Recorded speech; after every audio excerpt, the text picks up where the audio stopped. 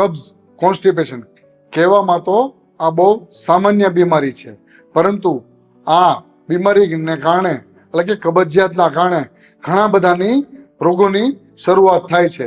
એટલે કબજિયાતને બહુ સામાન્ય રોગ ગણવો નહીં. આજના આ વિડીયોનો ઉદ્દેશ્ય એ છે કે કોઈ પણ કબજિયાતની દવા લીધા વગર તમારું પેટ કેવી રીતે સાફ કરવું તેની પૂરી જાણકારી આ વિડીયોમાં હું તમને આપીશ.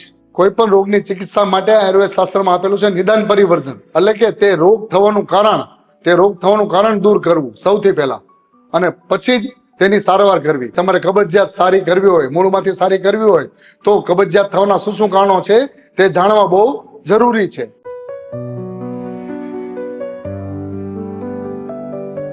કોઈ વ્યક્તિની દવા ચાલુ છે કે એને સ્ટ્રેસ, ડિપ્રેશન, ઊંઘ આવતી નથી, એન્ઝાયટી છે અને એના કારણે તેને ડિપ્રેશનની એટલે કે સાયકેટ્રિકની મેડિસિન ચાલુ છે લાંબા સમયથી, તો તેનાથી પણ એને કબજિયાત થઈ શકે છે. આ સિવાય કોઈનામાં લોહીની ઉણપ એટલે કે HB ડાઉન છે અને તે કોઈ લો કલ્પની આયુર્વેદ દવા અથવા વિલાયતી દવા લે છે તો તેનાથી પણ કબજિયાત થઈ શકે છે. દાખલા તરીકે કોઈને એસિડિટીની તકલીફ રહે છે અને તે લાંબા સમયથી એન્ટાસિડ દવા લે છે, તો લાંબા સમયથી એન્ટાસિડ દવા લે તો પણ એને કબજિયાત થઈ શકે છે.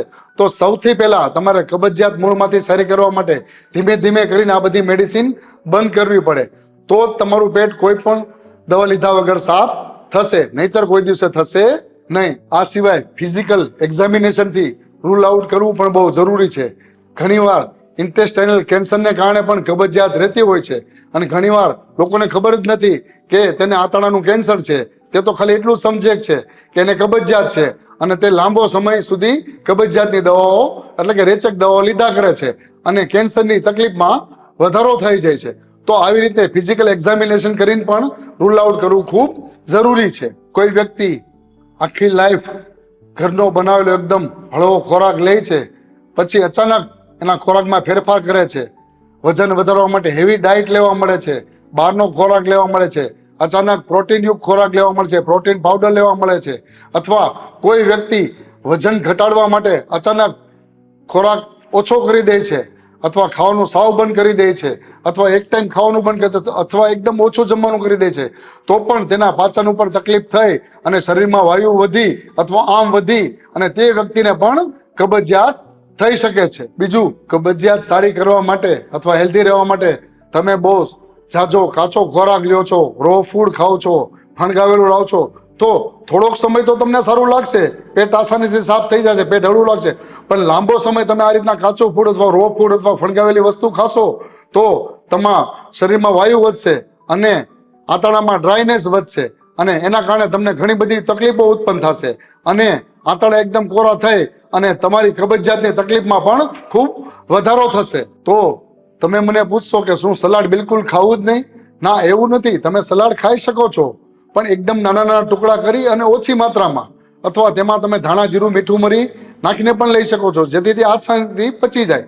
આ સિવાય તમારે જો સલાડ ખાવું જ હોય તો ઘી અથવા તેલમાં વઘાર કરીને પણ સલાડ ખાઈ શકો છો, જેથી તે આસાનીથી પચી જાય. તો આ રીતે યુક્તિપૂર્વક તમારે સલાડ ખાવું હોય તો પણ એનો પ્રયોગ કરવાનો છે. તો આયુર્વેદ અનુસાર ડાયટ ચાર્ટ તમારો કે ખોરાક કેવો હોવો જોઈએ, તો કે ઇઝી ટુ ડાયજેસ્ટ, આરામથી પાચન થઈ જાય હળવો ખોરાક, હોમમેડ ફૂડ, ઘરનું બનાવેલો ખોરાક, અને એકદમ તાજો એટલે કે તાજો બનાવેલો ખોરાક, વાસી ખોરાક તમારે લેવાનો નથી. આ રીતના તમે આહારમાં સમતોલન રાખશો તો તમારા શરીરને પ્રોપર ન્યુટ્રિશન મળશે, કારણ કે તે ખોરાક એબ્સોર્બ થઈ અને તમારા શરીરનું પ્રોપર નરિશમેન્ટ કરશે. શાકભાજીમાં તમે દૂધી, તુરિયા, ગલકા, પરવળ, રીંગણ વગેરે લઈ શકો છો.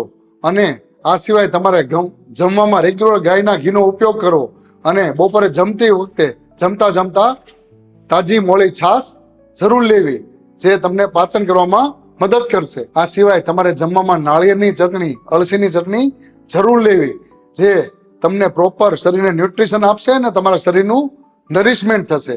તો આવી રીતે બપોરનું જમવાનું તમારે આ રીતે રાખી શકાય. અને રાતના જમવામાં પણ તમારે બને ત્યાં સુધી સૂર્યાસ્ત પહેલા એટલે કે 7:30 સુધીમાં હળવો ખોરાક લેવો. રાતના જમવામાં પણ તમે મગની ખીચડી છે, વઘારેલા મગ છે, પૌવા છે, મગના ચીલા છે, એવો હળવો ખોરાક લઈ શકો છો. આ ઉપરાંત તમારે તમારી તાસીર અનુસાર એક્સરસાઇઝ કરવી. અતિ વ્યાયામ કરવાથી પણ વાયુ વધે છે અને તે વાયુને કારણે પણ તમને કબજિયાત થાય છે. તો તમારે વ્યાયામ પણ અતિ માત્રામાં ન કરો. દાખલા તરીકે કોઈ વ્યાત પ્રકૃતિનો વ્યક્તિ છે અને તેનામાં ઓલરેડી વાયુ વધેલો છે અને તે અતિ વ્યાયામ કરશે તો તેનામાં વાયુ ઇનબેલેન્સ થઈ અને વધારે પ્રમાણમાં તકલીફ થશે.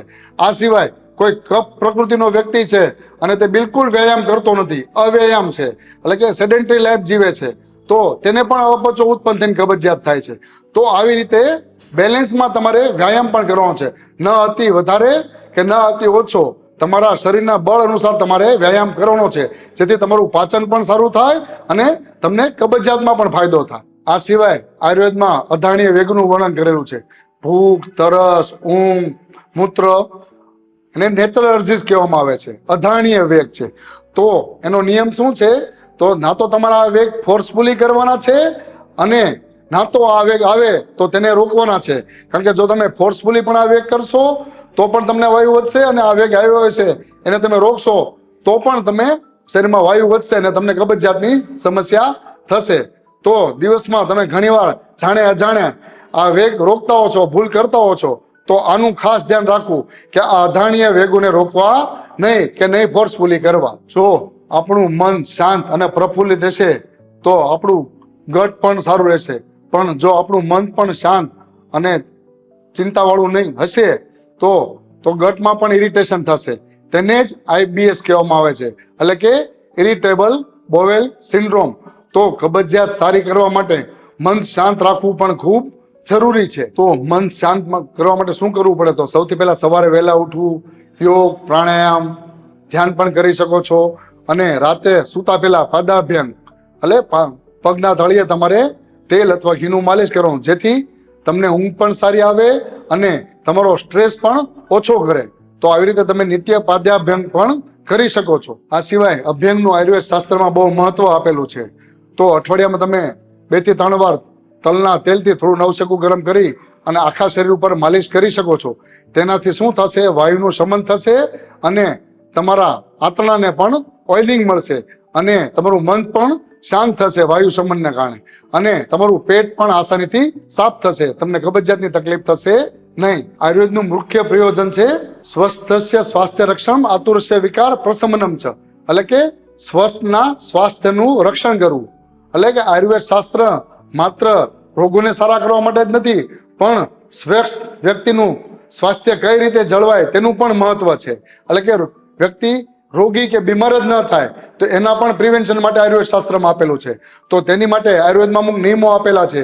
દિનચર્યા, ઋતુચર્યા એનું ફોલો કરો તો તમારા દોષો શરીરમાં સમાવસ્થામાં રહે છે અને તમને રોગો ઉત્પન્ન થતા નથી. તો આ રીતે તમે દિનચર્યાનું પાલન કરીને પણ રોગમુક્ત રહી શકો છો.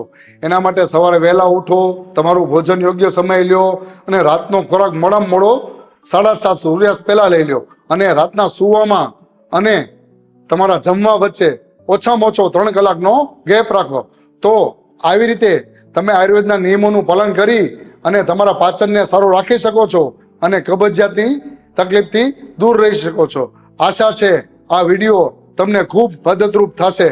જય ધન્વંતરી.